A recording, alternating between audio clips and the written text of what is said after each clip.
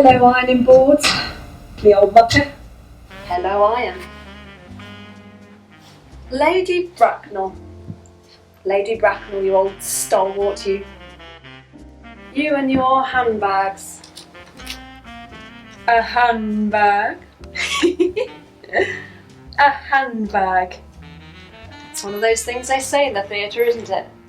A handbag. Everyone always laughs, as if they've never heard it before. A handbag, they repeat, each having a go, like bell ringers, round and round, rousing more and more laughs. It's not that funny. And you can still hear it, that laughter, even when it's quiet, like now. You can hear it. I can. I thought I heard something. It's been so quiet here lately. I don't know why. No rehearsals, no shows, no auditions even. I mean, there's usually something for me to watch. Remind me that I live in a theatre, that I was someone once. Dame Knickerbocker, why do you have such full skirts and incredibly big dresses? Why do I get the job of ironing them? I remember the first time I came to the theatre. Mum bought me for my birthday to see the panto. Well, I had new Clark shoes for school. Oh, I felt so proud. The lights went out and the show started. Oh, it was absolutely amazing. All the audience booing and hissing, everyone showing off and making loads of noise, and no one got told off for being too loud. Well, that's what it's about. The louder the better, I suppose. And at the end of the panto, the tallest, biggest actor, a lady called Dame Twanky, came down off the stage to get me. I wasn't sure I wanted to go to start with, but Mum nodded and so I went. She had loads of makeup on. Mum had told me it was my birthday, so they all sang happy birthday for me. It was amazing. There I was, stood in the middle of the stage, with all the cast behind me singing and clapping. I thought it was fantastic. I knew from then I wanted to do that a lot.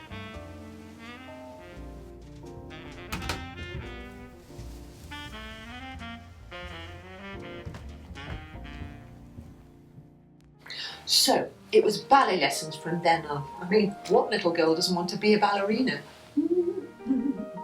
I loved all of it. The tights, the leotards. I remember Mum pulling my hair back into a bun. So tight, she almost ripped my hair out from the roots.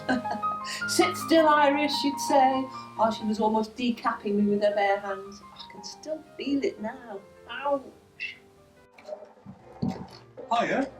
Hello. Anybody in? Ah, A7 and 8 loose. Right.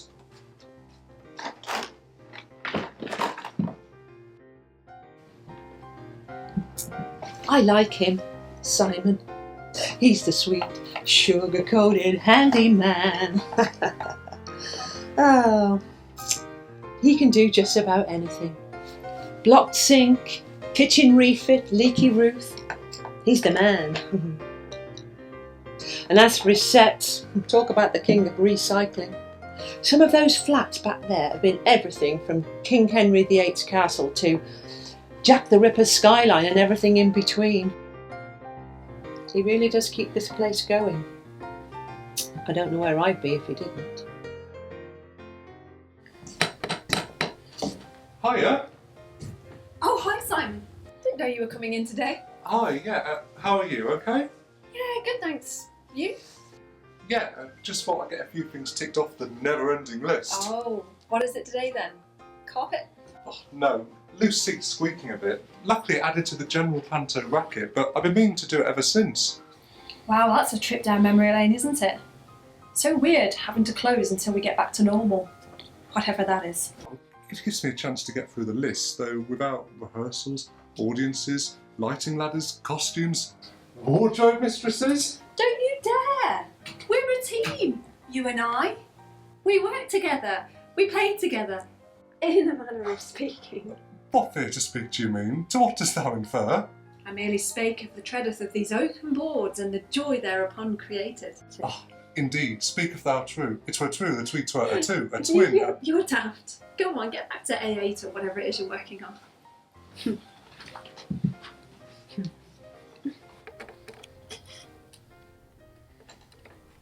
I do like him, Simon.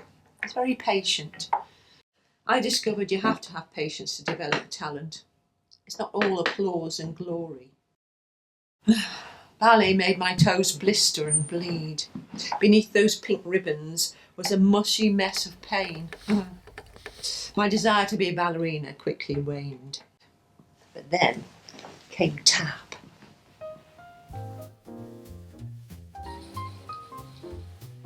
Keep your knees bent, Iris. Never tap with a straight leg. My tap teacher drilling me over and over again, so much so that it's bored into my brain, along with the muscle memory every tap, shuffle and strike. I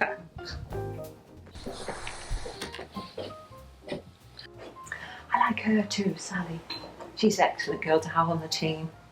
Seamstress, hunter-gatherer, hoarder, creator. She's excellent. Her button box is like my life. Each one a different day. This brooch, shining out like a jewel. Just like me when I played Florence Foster Jenkins, the worst singer in the world. Big, blousy and confident. Learning how not to sing, that was tricky. I can sing. Oh yes, I can sing. I could sing before I could walk, before I could talk. She didn't babble, she sang, my mother said. To everyone at my 14th birthday party when she asked me to sing Ave Maria. Bit of a dampener, I thought, Mother, but I just smiled and sang and she smiled. And that's all that matters, making people smile. No, not just making people smile, making them feel different, making them feel something from your performance, moved in some way. That's the magic. When I started coming to the theatre as a regular, I was really quite grown up. We came for panto, we made sure of that, Mum and me. Chorus, back row, middle row, front row, then a line or two. That made Mum proud. I got together with June for a while. She was a bit older than me and definitely a better singer and a dancer, damn her. It was nice though, doing a few duets and the odd line or two, even if we weren't old enough to audition for the leads. I had my first cigarette with June. Madness really, when you think we were counting on our voices to launch us into the stratosphere, such were our dreams back then. It made me cough and then turn green and then throw up behind the bins. June, of course, looked like Marilyn Monroe in the 7-Year Itch. Very elegant. We thought we were so cool, and so did the boys. Boys, where do I start? Bernie. I had a kiss with Bernie in his car when he gave me a lift home, but that was all. And he got together with June for a while, which wasn't very nice. Well, you know, you don't want to be a gooseberry, three's a crowd and all of that. So I lost 2 friends in one fell swoop for a while there. It wasn't very nice.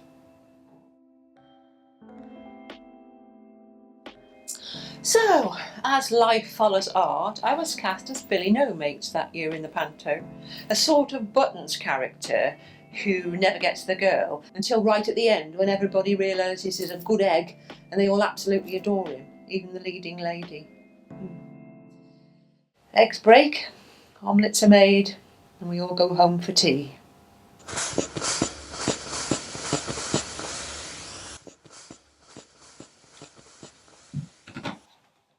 Sal, you forgot this. What's that? One of your costumes, you left it here. No, I didn't. I didn't go over there. I came in from over there. You must have. I didn't wear it here, did I? Under my anorak, not my colour. It's a bit strange. A bit like those beads. How so?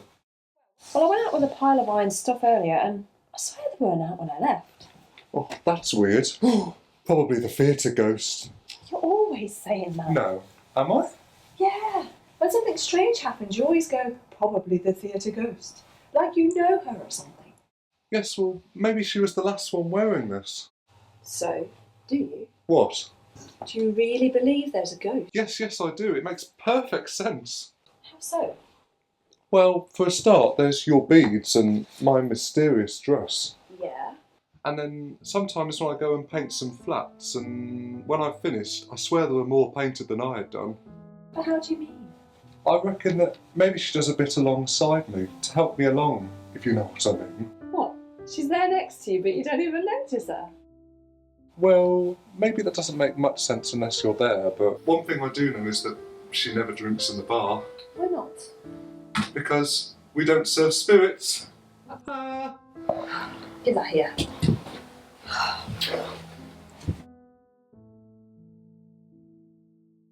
They're getting on really well, aren't they? There's a certain camaraderie with crew. They're like family. They support one another. It really is all for one and one for all in the theatre. The show must go on, and that means everyone pulling together. Mind you, must be a bit confusing for them, me moving things around. Like some kind of unwieldy poltergeist with telekinesis. It's just that I forget what I am. I mean, I don't know what I am really. I don't like the term passed over. It makes me feel like I'm forgotten or ignored. And perhaps I am. Like something to be brushed off, like dandruff or a bad smell. Not like the days of rehearsing and performing and capturing the moment and making it my own.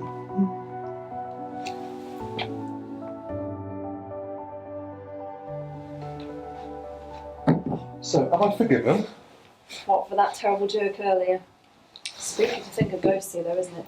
Especially when this building's so dark, it does set your mind wandering a little. I can just imagine all the people that have ever played here over the years. Oh, do you remember that guy from Fiddler on the Roof? If I were a rich man. That's right, good old Jeff. Oh, he was one of the good guys, wasn't he? Always fixing things and helping out, you know. And his dad before him. George was his name, I think. His wife did the cooking when there used to be a supper club. That's right, the old supper clubs. Dinner shows were all the rage back then, weren't they? And tea dances. Tea dances? Did they do tea dances here? I don't know, I was talking about the supper club, you know, with all the food. They had fish and chips, pie and chips, bacon, liver and mash, jacket potatoes. Simple stuff, easy to serve, you know. Yes, and then you said tea dances. No, I think you were hearing things. But then you said tea dances. Of course I did. And then I put this here as well, didn't I? What? This rose. Fresh as the moment it was picked. Oh yes, that. I wanted you to have that. And I suppose a ghost magicked it out of thin air to spook me, you mean? Not at all. It was me. I wanted you to have that, only I was just waiting for the right moment. Spit it out, mate. Has cat got your tongue or something? Oh, Sally, you know how I feel about you. You must do. What? I'm serious, Sally. We've been looking after this place alongside each other for years. I joined this theatre to meet people, but to be honest, the one I always look forward to seeing is you.